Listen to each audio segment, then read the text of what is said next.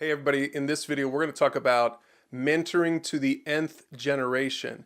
If you're using the tools online at pursuegod.org or flextalk.org to mentor somebody, to disciple somebody, whether it's someone in your small group or someone in your church, someone in your neighborhood, maybe it's mentoring your kids. I want to make sure that you understand that the goal isn't just to help them to trust Jesus and honor God. That's super, super important, but remember that's only 2/3 of it. Let's take a look at this picture again. The goal is to get people to go full circle. And that means you want to get the people that you're mentoring to do the same thing that you're doing to help other people pursue God. Now, we call this mentoring to the nth generation. And here's what I mean by that. The person that you're mentoring is your first generation. But remember, you're going to need to encourage that person to go mentor someone else. At some point, you're going to have to encourage them to go find and mentor somebody else.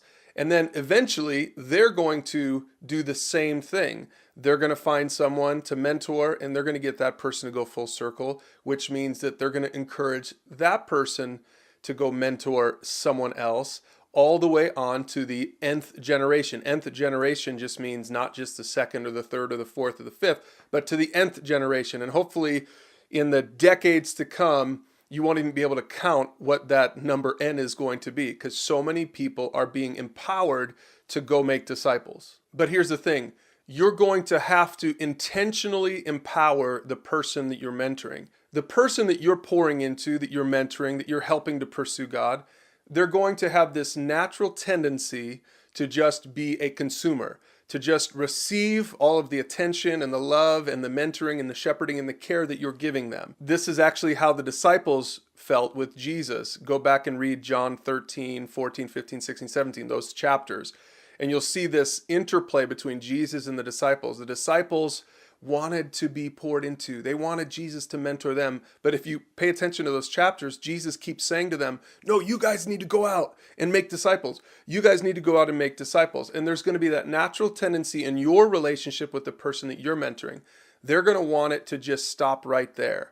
They're going to want you to pour truth and love into them, and they're going to get really comfortable with that. So mentors, listen to this.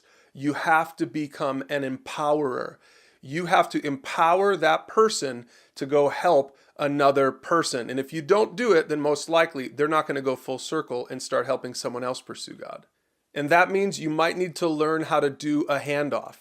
When my wife and I wanted to empower our daughter to be a disciple maker, to be a mentor, we not only modeled it with her, we not only brought her through the tools and had some of those conversations from the library. That's important. You got to model it, right? But then we had to practically say to her, all right, Kenz, we're gonna encourage you to mentor somebody. So we had to talk with her about the people that she would like to mentor. We had to be creative with her. We had to bring some ideas to the table. We had to make sure that we were spurring this thing on, because if we hadn't done that, then our daughter would have never started mentoring someone. We made a list of a few girls. She decided she wanted to mentor a small group rather than just one girl. We contacted their parents. We helped get it started. So in essence, we were very active participants in the handoff.